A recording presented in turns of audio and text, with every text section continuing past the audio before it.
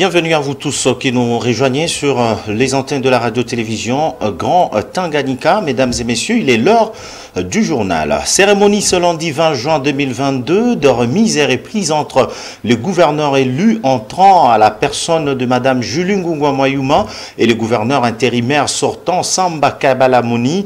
Très détendu, les deux personnalités ont eu un tête-à-tête d'échange rituel au moment de la passation du pouvoir. L'esplanade du gouvernorat de province était parsemée des drapeaux des différents partis politiques, signe de soutien à ce nouveau gouvernement qui assurera la conduite de la vie sociale de Tanganyika. Écoutez.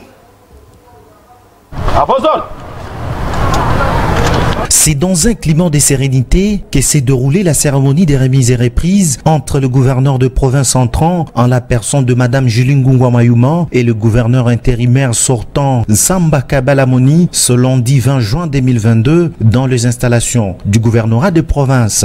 Bien avant de procéder au vif de cet événementiel, Madame Julie Ngungwa Mayuma a eu droit, comme de coutume, aux honneurs militaires.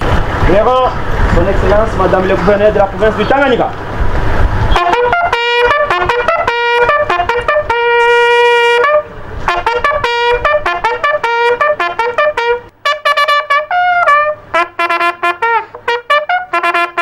Puis ce fut la lecture du procès verbal des remises et reprises en présence de membres du Conseil de sécurité et du gouvernement sortant.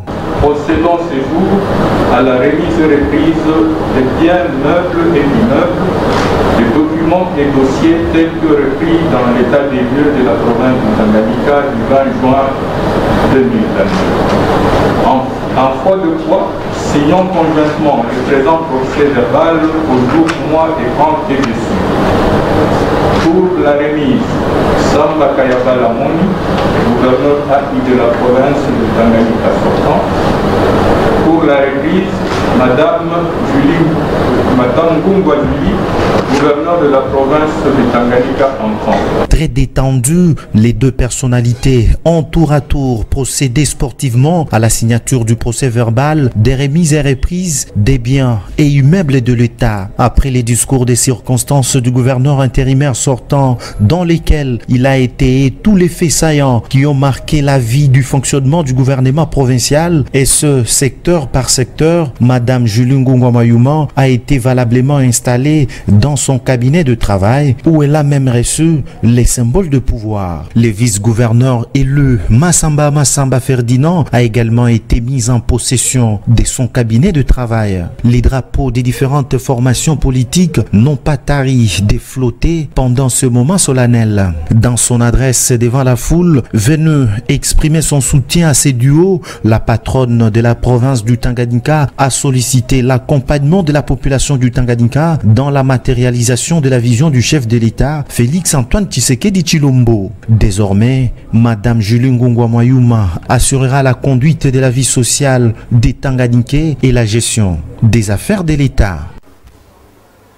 Après avoir sportivement remis les symboles du pouvoir à la gouverneure de province Julie Ngungwa Mayuma, Samba Kabalamoni, gouverneur intérimaire sortant, a lancé un message à toute la population du Tanganyika qui est celui de soutenir le nouvel exécutif provincial pour un avenir meilleur.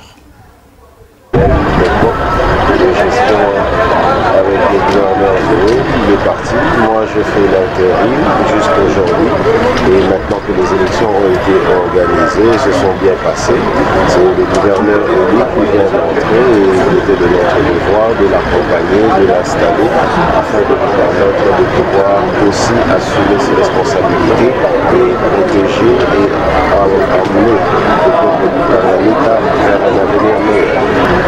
Le soutien au gouvernement provincial, au gouverneur pour lui permettre de bien les protéger.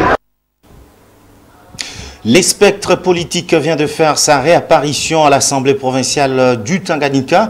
Les députés membres du Front commun pour le Congo ont déposé ce lundi 20 juin 2022 des pétitions contre tous les membres du bureau en place.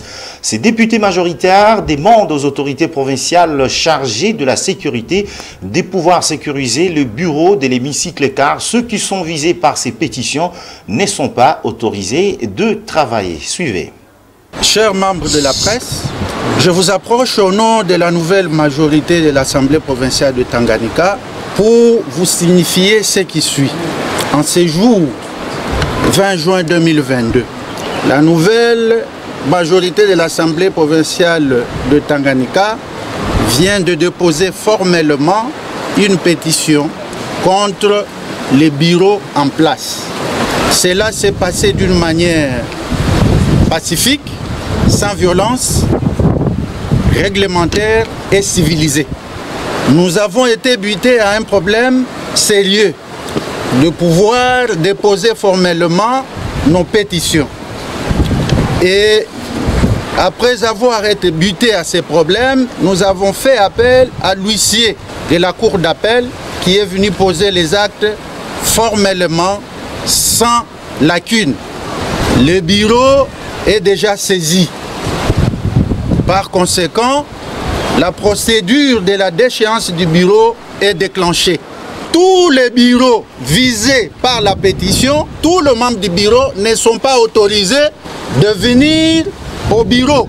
Et tous leurs membres de cabinet politique sont censés ne pas se retrouver au lieu du travail jusqu'à ce que toute la procédure va prendre fin.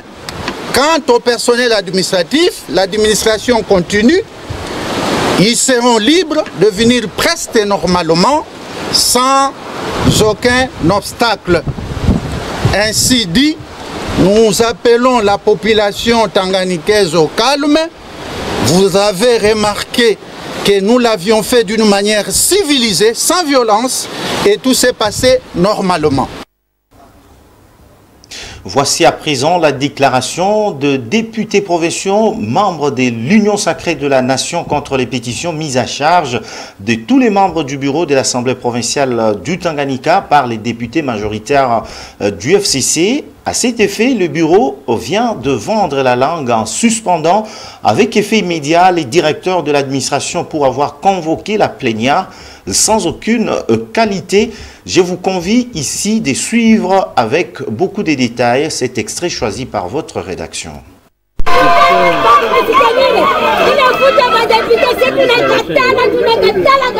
Déclaration politique des députés membres de l'Union sacrée de la nation dans la province du Tanganyika. Nous, députés provinciaux membres de l'Union sacrée du Tanganyika, réunis en réunion extraordinaire ce lundi 20 juin 2022, venons d'apprendre à travers les réseaux sociaux qu'il y aurait des pétitions contre les membres du bureau de l'Assemblée provinciale du Tanganyika. Nous voulons éclairer l'opinion tant nationale que provinciale, ce qui suit. L'Assemblée provinciale du Tanganyika est régie par le règlement intérieur qui ne reconnaît en aucun cas de pétition introduite au même moment contre tous les membres du bureau au risque de paralyser le fonctionnement de l'institution, et ce conformément à l'article 24 de notre règlement intérieur. Le bureau a décidé la suspension avec effet immédiat du directeur de l'administration pour avoir convoqué la plénière sans aucune qualité.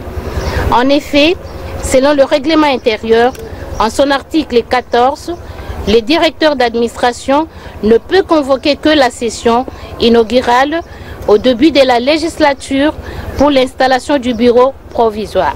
L'Assemblée provinciale du Tanganyika contient à son sein, selon une majorité de l'Union sacrée, composée de 14 députés qui ont adhéré librement et individuellement à la vision chère au chef de l'État, son Excellence Félix Antoine Tshisekedi Tshilombo, majorité au sein de laquelle le bureau actuel appartient. Les députés du FCC appartenant à l'actuelle opposition sont appelés à mener une opposition républicaine en respectant les règlements intérieurs qui leur donnent le droit de contrôler la gestion du bureau, ou soit nous les invitons à adhérer librement à l'Union sacrée. Nous nous en tenons au message du vice-premier ministre, ministre de l'Intérieur du 4 mai 2022, interdisant le changement au sein des assemblées provinciales en exécution des instructions du Conseil de ministres. Nous demandons à la population qui nous a mandatés de rester vigilante et sereine. Nous vous remercions.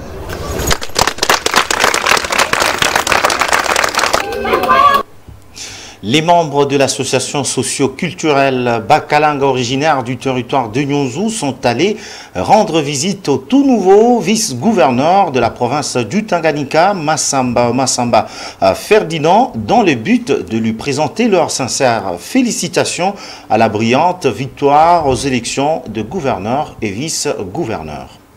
Dans la soirée de ce dimanche 19 juin 2022, le vice-gouverneur de la province du Tanganyika, nouvellement élu, Massamba Ferdinand, a reçu dans sa résidence privée une délégation composée en majorité de jeunes de l'association socio-culturelle Bakalanga, originaire du territoire des Nyonzou résidant à Kalemi. Ces membres de la mutualité Bakalanga sont allés rendre visite à leur frère et lui présenter par la suite leurs sincères félicitations à la brillante victoire aux élections des gouverneurs et vice-gouverneurs en mai dernier. Ils ont apporté dans leur gibecière de chèvres et d'autres accessoires, signes d'amour, de fraternité et de réconfort. Flatté de cet acte de générosité, l'éré vice-gouverneur et premier président national de l'association socio-culturelle Bakalanga a exprimé ses sentiments de satisfaction. Je suis très ravi. Pourquoi? Vous voyez, dans une famille comme ça,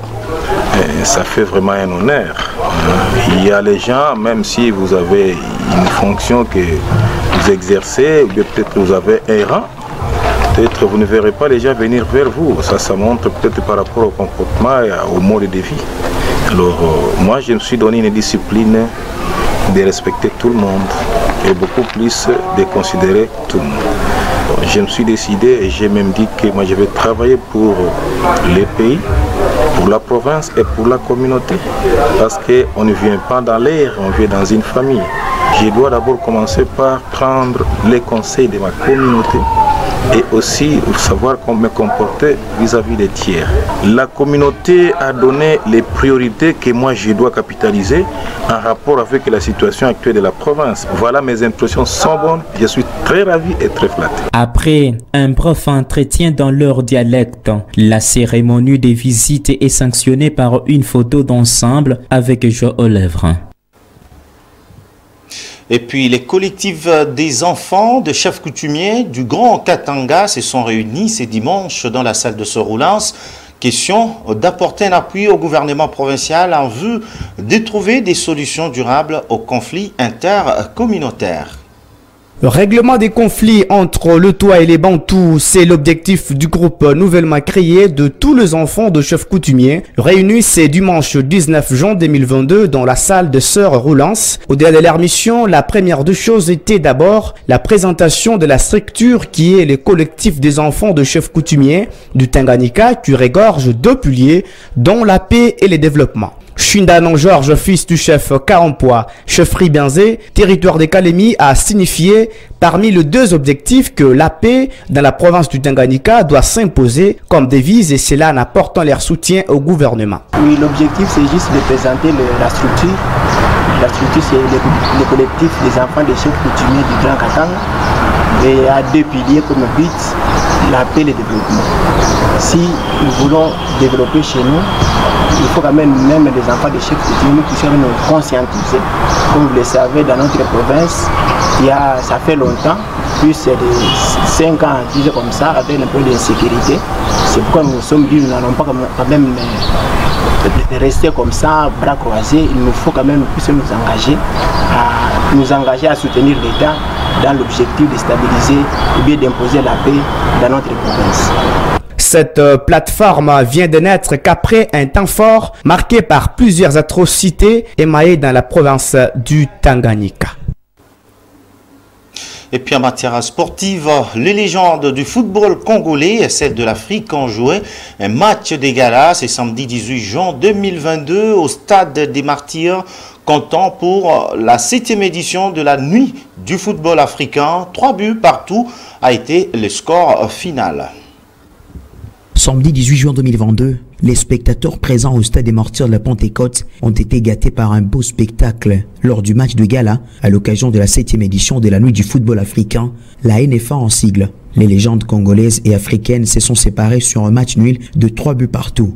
Les légendes africaines dominent le débat dans les premières minutes de jeu et trouvent la défense congolaise grâce à Patrick Mboma qui réussit à signer une superbe réalisation sur une passe lumineuse de Pascal Feindouno. Les vainqueurs de la CAN 2022 avec les Lions Indoptables sera imité par le Nigérien Nwankwo Kanu. Piqués au vif, les Congolais vont tenter de réagir pour la première fois par l'entremise de Marcel Mbayo, rentré en cours des jeux, Bouimbala Mbuta Biscotte. Sans grands arguments au départ, les locaux feront les plus durs, c'est-à-dire passer devant Omar grâce à l'emblématique Trésor Mputu, encore et toujours en activité avec les tout-puissants Manzembe, avec lesquels il a quasiment tout remporté en Afrique comme au pays. Trésor Mputu a célébré son but comme au bon vieux temps. Peu après, un petit moment d'inattention aura suffi aux légendes africaines pour rétablir l'équilibre. Les Congolais seront punis par le but de Stéphane Apia pour le 3 buts partout. Outre les acteurs cités, plusieurs légendes du football congolais ont pris part à cette rencontre. Il s'agit notamment de Shaban Inonda, Trésor Loaloa, Ilunga Irita, Paulin Tokala, Marcel Mayala, Robert Kidiaba, Matumo Nazola Rome, Joël Kimwaki, Gladys Bokesse, Christopher Walembo, Jean-Jacques Yomweni, Dieu merci Mbokani et Youssouf Moulumbu. Notons que juste après cette rencontre, une soirée des remises des prix et prestations artistiques a été tenue à l'espace Kemesha, situé dans la commune de la Gombe, toujours à Kinshasa. C'est la fin de ce journal. Merci à vous de l'avoir suivi et surtout on se retrouve très prochainement. Au revoir.